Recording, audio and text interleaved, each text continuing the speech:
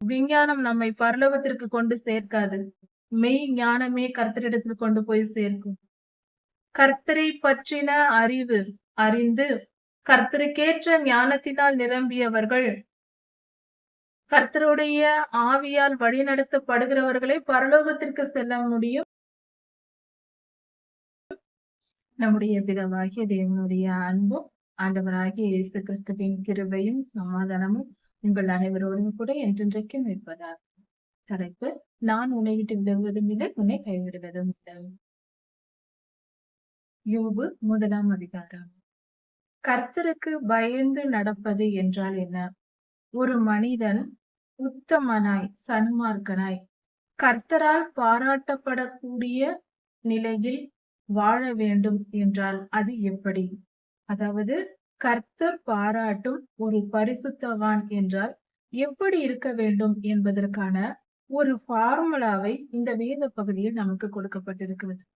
நாம் எப்படிப்பட்ட ஒரு வாழ்க்கை வாழ்ந்தால் அது கர்த்தருடைய கண்களில் பிரியமாய் இருக்கும், கர்த்தர் நம்மேல் அன்பாய் இருப்பார் என்பதற்கு ஒரு அடையாளமாக, ஒரு உதாரணமாக யோபையாவின் வாழ்க்கை இருக்கிறது. அவர் எப்படிப்பட்டவராய் இருந்தார், அவருடைய குணம் என்ன என்பதை குறித்தும் அவருடைய செயல்களை குறித்தும் நாம் கற்றுக்கொள்ளலாம். அப்படிப்பட்ட பரிசுத்தவானின் வாழ்க்கையை நாம் பார்த்து அவருடைய வாழ்க்கையின்படி நாம் நடக்கும் பொழுது நாமும் அவரை போல ஆசீர்வாதங்களை பெற்று கர்த்தருக்கு பிரியமாய் வாழ முடியும். நம்முடைய பிறப்பு அர்த்தம் உள்ளதாகவும் நிரந்தரமானதாகவும் இரண்டாம் மரணத்தினால் அழிக்கப்படாததாகவும் நம் ஆத்மா பாதுகாக்கப்படும். இப்படிப்பட்ட பெரும் பாக்கியத்தை கர்த்தர் நமக்கு கொடுத்திருக்கிறார். அதை நாம் எப்படி செய்வது என்பதை குறித்து சற்று இந்த வேத பகுதியில் ஆராய்ந்து பார்ப்போம். ஊஸ் என்கிற ஒரு தேசம் இருந்தது. அந்த தேசத்தில் யோபு என்கிற மிகப்பெரிய பணக்காரராய் இருந்தார். அதாவது பொதுவாக பணக்காரர்களாய் இருப்பவர்கள் கெட்டவர்கள், அவர்கள் அதிகம் பாவம் செய்திருப்பார்கள், தீமை செய்திருப்பார்கள் என்பது உலக வழக்கம், அப்படிதான் சொல்லுவோம். ஆனால் யோபு ஐயா மிகப்பெரிய பணக்காரராய் இருந்திருக்கிறார். அவருடைய சொத்துகள் மிகவும் பெரியது. 7000 ஒட்டகங்கள், 3000 ஆடுகள், 500 ஏர் மாடுகள், 500 கழுதைகள், இவ்வளவு மிருக ஜீவன்கள் அவருக்கு இருந்தது. ஒரே ஒரு மாடு வைத்திருந்தால் அதை போஷிப்பதற்கு, அதற்கு தேவையான புல் வளர்ப்பதற்கு நிலம் தேவை. ஒரு மாடு இருந்தாலும் அதற்கேற்ற ஒரு நிலப்பகுதி தேவைப்படும், அதற்கான ஆகாரம் தயாரிப்பதற்கு புல் தேவைப்படுவதற்கு. இப்படி ஒவ்வொரு மிருகத்திற்கும் தேவையான ஆகாரத்திற்கேற்ற நிலப்பகுதியும் இருந்திருக்க வேண்டும். அவருக்கு இந்த அளவுக்கு மிருக ஜீவன்கள் இருந்தது என்றால் அதற்கு ஏற்ற மிகப்பெரிய நிலப்பகுதியும் இருந்திருக்கிறது. அதாவது இதை பொறுத்து பார்க்கும்போது தேசத்தின் மிகப்பெரிய பணக்காரர்கள் என்று சொல்லக்கூடிய முதல் ஸ்தானத்தில் இவர் இருந்திருக்கிறார். அந்த அளவுக்கு மிகப்பெரிய பணக்காரராய் இருந்திருக்கிறார். இத்தனை மிருக ஜீவன்களுக்கும் ஆகாரம் கொடுப்பதற்கு தேவையான புல்லை வளர்க்க நிலங்கள் தேவை. இத்தனை மிருகங்களையும் பராமரிக்க, இத்தனை மிருக ஜீவன்களையும் பராமரிக்க யோபு ஐயா ஒருவரால் முடியாது. அநேகம் வேலையாட்கள் இருந்தார்கள், நூற்றுக்கணக்கான வேலையாட்களும் இருந்தார்கள். இப்படி இருக்கும் பொழுது இவ்வளவு பெரிய பணக்காரராகவும் இருந்தார். அவரை பற்றி கர்த்தர் என்ன சொல்லுகிறார்? வேதம் என்ன சொல்லுகிறது? ஊத்ஸ் எனும் தேசத்திலே யோபு என்னும் ஒரு மனிதன் இருந்தார். அந்த மனிதன் தேவனுக்கு பயந்து பொல்லாப்புக்கு விலகுகிறவனுமான மனிதன். அப்படிப்பட்ட மனிதன் ஒருவனும் பூமியில் இல்லை. பூமியில் இருப்பதிலேயே கர்த்தருக்கு பயந்து, தேவனுக்கு பயந்து பொல்லாப்புக்கு விலகுகிற மனுஷன் என்று சொல்லப்பட்டிருக்கிறது. தேவனுக்கு பயந்து அந்த மனிதன் எப்படி வாழ்ந்திருக்கிறார்? கர்த்தருக்கு பயப்படுகிற பயத்தோடு வாழ்ந்திருக்கிறார். கர்த்தருக்கு பயப்பட வேண்டுமா என்ற கேள்வி பலருக்கும் எழும்புகிறது. அந்த அளவுக்கு அறியாமையினால் இருக்கிறோம். கண்டிப்பாக நம் தகப்பனுக்கும், நம் வீட்டில் நம் தாய் தகப்பனுக்கு பயந்து நடக்க வேண்டும் என்று தெரியும். ஆசிரியர்களுக்கு பயந்து நடக்க வேண்டும். அது மரியாதை நிமித்தமான ஒரு ஆரோக்கியமான பயம், ஒரு மரியாதை தான். அப்படி இருக்க வேண்டும் என்று தெரிந்த நமக்கு சர்வலோகத்தையும் படைத்த ஆண்டவருக்கு பயப்பட வேண்டுமா என்று கேள்வி கேட்பவர்கள் இன்று அநேகர். இது வேதனைக்குரிய காரியம். கர்த்தருக்கு பயந்து நடுங்கி வாழ வேண்டும். அவர் சர்வ வல்லமை உடையவர். அவரால் முடியாத காரியம் ஒன்றும் இல்லை. நம் நாசியின் சுவாசம் அவர் கையில் இருக்கிறது. நம்மை படைத்தவர், நம்மை வாழ வைத்திருக்கிறவர், நம்மை கொண்டு போக போகிறவர், எரி நரகத்திற்கு நம்மை போடவும் வல்லமை உடையவர், பரலோகத்தில் சேர்த்துக் கொள்ளவும் வல்லமை உடையவர். அவரன்றி அணுவும் அசையாது. அவர்தான் சகலமும் சகலத்தையும் சிருஷ்டித்தவர், இன்றும் ஆண்டு கொண்டிருப்பவர். அப்படிப்பட்ட பரம தகப்பனுக்கு நாம் பயந்து நடக்க வேண்டாமா? இது கேள்வியே கேட்கக்கூடாத விஷயம். அவருக்கு பயந்து நடுங்கி நடக்க வேண்டும். அப்படி அவர் சித்தத்திற்கு பயந்து யோபையா என்ன செய்தார்? பொல்லாப்புக்கு விலகினார். பொல்லாப்பு என்றால் பொல்லாதவனின் செயல்கள் பொல்லாப்பு. பொல்லாதவன் என்றால் சாத்தான். சாத்தானின் செயல்களே பொல்லாப்பாய் இருக்கிறது. அவன் என்ன செய்வான்? அவன் செயல்கள் என்ன? வேதம் நம்மை குழப்புவதல்ல, நமக்கு மாயையை உண்டு பண்ணுவதல்ல. அது நம்மை தெளிவாக்குகிற ஒரு காரியமா இருக்கிறது. வேத புஸ்தகம் நம்மை தெளிவாக்குகிறது, தெளிந்த புத்தியை கொடுக்கிறது. சாத்தான் நமக்கு தீமை செய்வான், அவன் பொல்லாதவன் என்று தெரியும். அவன் என்னென்ன செய்வான் என்பது நமக்கு தெரியுமா? நிச்சயம் வேதத்தில் கொடுக்கப்பட்டிருக்கிறது. கலாத்தியர் 5ஆம் அதிகாரம் 19 முதல் 21 வசனங்கள் வரை மாம்சத்தின் கிரியைகள் 17 என்று சொல்லப்பட்டிருக்கிறது. இவைகள் தான் சாத்தானின் செயல்கள்.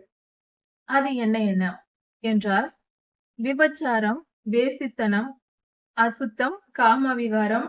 விபச்சாரம், வேசித்தனம், அசுத்தம், காமவிகாரம், விக்கிரக ஆராதனை, பில்லி சூனியம், பகைகள், விரோதங்கள், வைராக்கியங்கள், கோபங்கள், சண்டைகள், பிரிவினைகள், மார்க்க பேதங்கள், பொறாமைகள், கொலைகள், வெறிகள், களியாட்டுகள். இந்த 17 காரியங்களும் சாத்தானின் கிரியைகள், பொல்லாத ஆவியின் செயல்பாடுகள். பொல்லாப்பு என்பது ஃபார்முலா இதுதான். இந்த விஷயங்கள் எல்லாம் பொல்லாப்பு. இப்படிப்பட்ட பொல்லாப்புக்கு கர்த்தருக்கு பயந்து யோபையா விலகினார். அப்படி என்றால் இந்த பாவங்கள், இந்த அசுத்தமான இந்த 17 காரியங்களும் யோபையாவின் இடத்தில் இல்லை. அவர் பரிசுத்தமாய் தன்னை காத்து கொண்டார். அப்படி என்றால் மிக தெளிவாக நமக்கு தெரிந்து கொள்ளலாம், விக்கிரக ஆராதனை கிடையாது.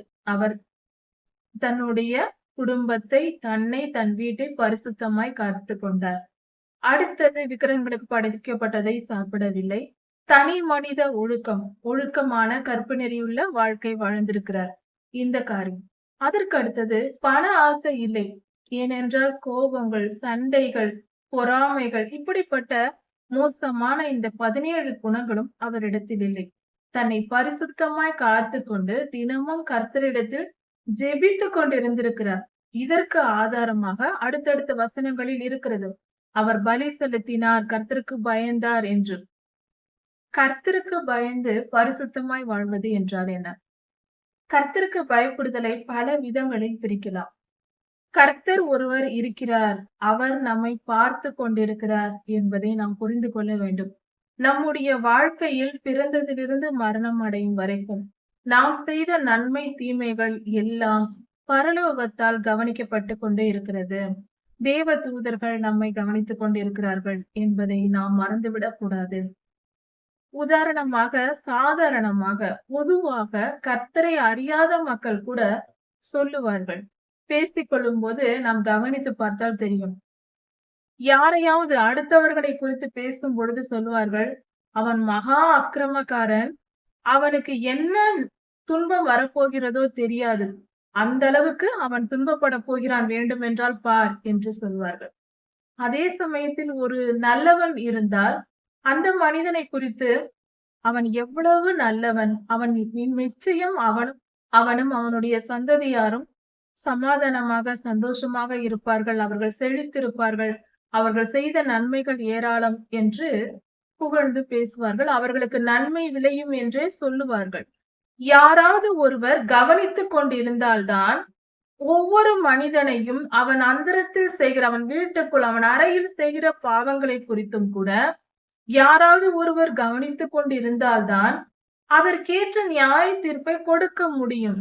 அதே போல ஒருவன் ரகசியமாய் செய்கிற நன்மையான கிரியைகளுக்கும் பலன் தர வேண்டும் என்றால் யாராவது ஒருவர் பார்த்து கொண்டே இருக்க வேண்டும். பார்த்து கொண்டிருந்தால் தானே கொடுக்க முடியும். அதனால் தானே நன்மை தீமை விளைகிறது. ஒருவனுடைய செயலுக்கு பதில் கிடைக்கிறது என்றால் யாரோ ஒருவர் கவனித்து அதை கொடுக்கிறார் என்பதே உண்மை.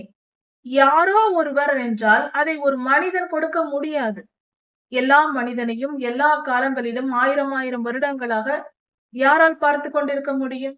அந்த மனிதனுடைய ஆயுள் போய்விடும். அதனால் எப்பொழுதும் எல்லோரையும் பார்த்து கொண்டிருக்கிற வல்லமை, எப்பொழுதும் எல்லோரையும் படைத்துக் கொண்டிருக்கிற நம்முடைய சிருஷ்டிகர்த்தாவாகிய நம்முடைய தேவனுக்கே முடியக்கூடிய காரியமா இருக்கிறது. அப்படியானால் அவரே நம்மை கவனித்துக் கொண்டிருக்கிறார். அவரே நமக்கு நன்மையையும் தீமையையும் நமக்கு ஏற்ற தண்டனைகளையும், அதாவது நாம் செய்கிற நன்மைக்கு ஏற்ற நற்பலன்களையும் தீமைக்கு ஏற்ற தண்டனைகளையும் கர்த்தரே தருகிறார் என்பது சத்தியம். அவர் சர்வ லோகங்களின் நியாயாதிபதி. அவர் நீதியாய் நியாயம் செய்கிறார் இந்த பூமியின் மேல் என்பதை புரிந்து கொள்ள வேண்டும். நம்மை கவனிப்பதினால்தான், மனித குலத்தை கவனிப்பதினால்தான் அவரால் நன்மை தீமை செய்ய முடிகிறது. கவனிக்காமல் எதையுமே பார்க்கவில்லை என்றால் நாம் நல்லது செய்து வாழ்ந்தால் என்ன, தீமை செய்து வாழ்ந்தால் என்ன, அது நமக்கு பலனை உண்டு பண்ணாதே. நம்மை படைத்தவர் அதை கவனித்து கொடுப்பதினால்தான் அப்படி ஒரு பலனை உண்டாகிறது. இல்லை என்றால் எல்லா மனிதர்களும் உலகத்தில் தீயவர்களாகவே வாழ்ந்துவிட்டு போகலாம். ஒருவரை ஒருவர் அடித்து கொன்று பட்சித்து வாழ்ந்துவிட்டு போகலாமே. நம்மை கவனிக்கிறவர் ஒருவர் இருக்கிறார்.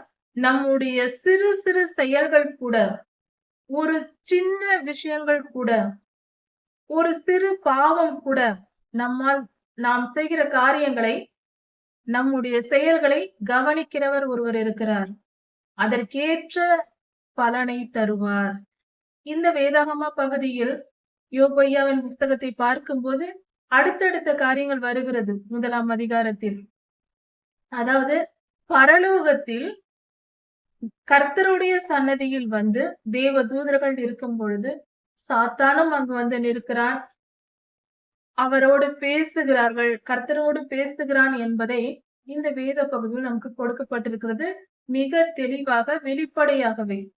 சரி, சிலர் இன்றும் கூட பேய் பிசாசு இல்லை, சாத்தான் எல்லாம் இல்லை என்று சொல்லிக் கொண்டு திரிகிறார்கள். கர்த்தருடைய பிள்ளைகளே, கிறிஸ்தவர்களே அப்படி நினைப்பதுண்டு. பலர் அப்படி இருக்கிறார்கள். ஆச்சரியமா இருக்கிறது. வேத புஸ்தகம் அவர்கள் வீட்டில் இருக்கிறதா அல்லது அவர்கள் இருதயத்தில் இருக்கிறதா என்று தெரியவில்லை. வீட்டிலிருந்து பிரயோஜனம் இல்லை. நம்முடைய இருதயங்களில் வேத புத்தகம் இருந்தால்தான் நாம் கிறிஸ்தவர்கள். அதை புரிந்து கொண்டு நடப்போம். வேதத்தை எடுத்து வாசிப்போம். தெல்ல தெளிவாக யோபையாவின் 1ஆம் அதிகாரத்தில் கொடுக்கப்பட்டிருக்கிறது. பரலோகம் இருந்தது, அதில் சிங்காசனத்தில் கர்த்தர் வீற்றிருந்தார், தேவ தூதர்கள் வந்து நின்றார்கள். இங்கிருந்து சாத்தான் போனான். யோபையா, பூமியில் இருக்கிற யோபையாவை குறித்து பேசினான். அங்கிருந்து வந்தான், யோபையாவுக்கு துன்பத்தை கொடுத்தான், அவருடைய மனைவிக்குள் நுழைந்தான், தீமை செய்தான், பேசினான்.